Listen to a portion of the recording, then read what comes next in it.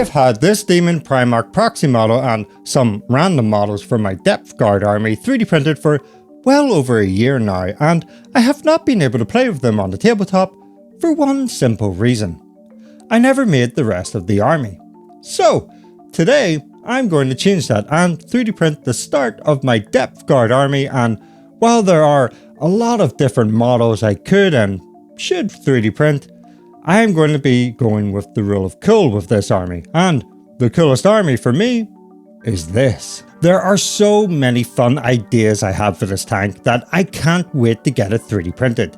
This comes from the legend from Down Under Mezgag and it's professionally pre-supported, so it's going to be plug and print the way 3D printing models should be, which is handy, but I should say real quick, regardless if a model is professionally pre-supported or not, you need to take the time out to calibrate your printer to the resin, and I have made a checklist for resin 3D printing which you can find linked in the description below.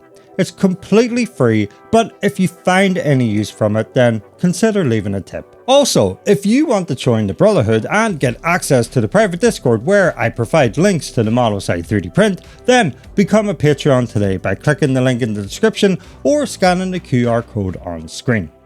The difference with building a resin 3D printed tank and a plastic one is that you have to use superglue, but more importantly, there are no silly mold lines that need to be cleaned up. So, like I said earlier, I have a lot of ideas for this tank, and this is the funnest part of the process for me, because I could think of a million ways to paint this, but whether I do them or not is a different question. I started by priming the model in black and applying a zenithal highlight with some white ink, which helps with being able to see where my highlights should really be.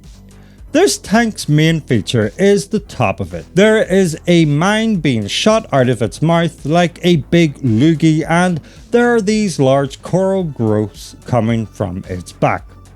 Corals should be bright, and although I'm base coating this with a purple violet, I think bright coral isn't really appropriate for something grimdark like the Depth Guard. To build on the purple, I highlighted the upper parts of the back with magenta and built it up in small layers. Before I can finish my plan with the pipes, I need to paint the armor so it's easier to clean up later if I get any overspray. So I airbrushed on some of this turquoise onto all of the armor panels.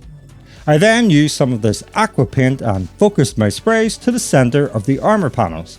I don't know if this is called panel highlighting, but it's what I call it. Although I said bright colours don't really suit the Depth Guard's whole grim darkness, you can't give me a crab claw to paint and not expect any other colour than orange. I used this orange speed paint for the claw. I kept all the areas that look metallic black because this steel paint works best over a black base, just like any other metallic paint. The Depth Guard aren't flashy by any means, and they value their armour being tough, so I painted the trims with copper to give a nice bronze look. The reason why they aren't flashy is because they come from the dark, deep depths of a tainted sea, and when they come up, they bring up parts of the sea with them, like the seaweed, which I painted with this green. So even though I have painted this in dark colours, there are some bits of coral which I base coated with this bone white, along with all the little barnacles. I hate painting with this bone white colour because it never seems to mix well with water. So I tried something new and used this acrylic paint pen that I got sent to me as part of a set. I was genuinely shocked how well it covered the barnacles. So I kept going and coated everything again much quicker because I didn't have to reload the brush because all the paint is already in the pen. The reason the pen works is because it's opaque paint, and for these kind of details on a model, it's worked perfect. I'm going to keep experimenting with other colours in the future, but I'll leave a link to the set in the description below. I painted the corals with the bone colour because I wanted to paint them with this yellow speed paint, which I also used on what I think could be the eyes on the tank. To help make them look more like eyes, I mixed together this bone white with some yellow and applied it to the inner parts of the eyes. I then used some black paint to paint in the pupil of the eye, And then I used some brown paint and started to build up what will be the colors of the eye. I mixed in some light green into the brown and used small strokes going in, but I don't know if you've ever really paid attention to how eyes look, but they are bloody hard to paint.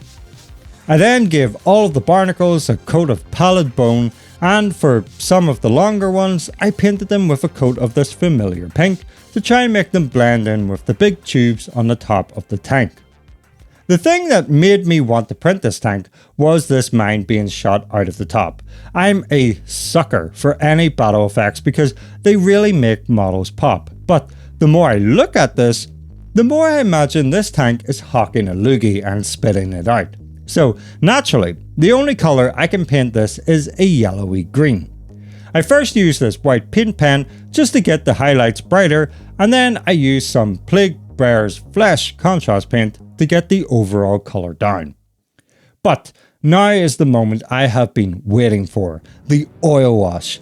For all the armours and medals, I want them to look grimy, so I used a simple black and brown oil wash and applied it all over.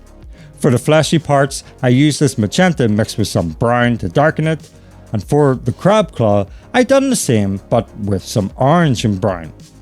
For the armour, I used blue mixed with purple, and for the green spit slime, I used green mixed with brown. Once the oil washes had cured, I started to wipe the oils with a Tri makeup sponge, going in a downward motion because I want to make it look like it's grime falling from the tank.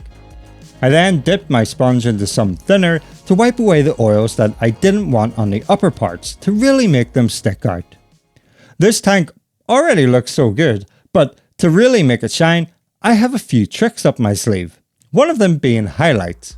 It's such an easy way to really make your model stand out, and while I would shy away from so many highlights on infantry models, tanks are perfect for them. Something I have learned from painting models quickly is that I don't need to highlight every area of the model, and sometimes it actually looks better with selective highlights. I use this pale grey blue to highlight only the top facing sharp edges of the armour, places that naturally would be brighter than the rest. For the claw, I used some ice yellow and picked out the absolute highest or sharpest points of the claw. For the medals, I cheated a little here and wiped as much of it away so there was only a little bit left and try brushed on some silver paint. Everything looks great except one teeny tiny small detail. The now named flash pipes need to be highlighted. I used a mix of a pink and a skin tone and done light strokes with the brush to make the lines small and built up this as much as I could, slowly adding more skin into the mix. It looks a little rough, but I can quickly change that by using a filter over the top or a glaze. I thinned down some familiar pink speed paint and built it up over the lines I just painted. One trick I have picked up to make things more disgusting is to use clear UV resin. I brushed this onto the pipes and cured it with my little handy UV torch. The flash pipes look gross, but I think I could make them just a little bit more unsettling. I used this Yoo-hoo glue and with a lollipop stick, I pulled it and in some areas added a blob of the clear resin from earlier to make it look like saliva dripping from the pipes and the snot rocket. I thought this was the last thing I needed, but there's just something missing. It's just too clean. To make the brass trims more realistic, I stippled some of this turquoise oil paint onto some of the trims and then pulled it down with a separate dry brush. For the metal parts, I used some of this dirty down rust on the underside where I imagine rust would naturally sit. I love painting depth guard because there's just so many fun effects you can paint on, and doing this model has made me want to 3D print even more of the depth guard.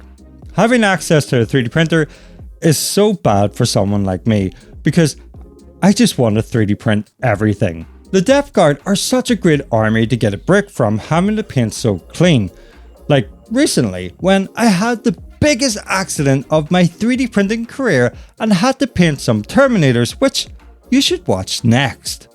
As always, I just want to give a huge thanks to all my Patreons and channel members, because without your continuous support, none of this is possible. And I'll see you all in the Discord.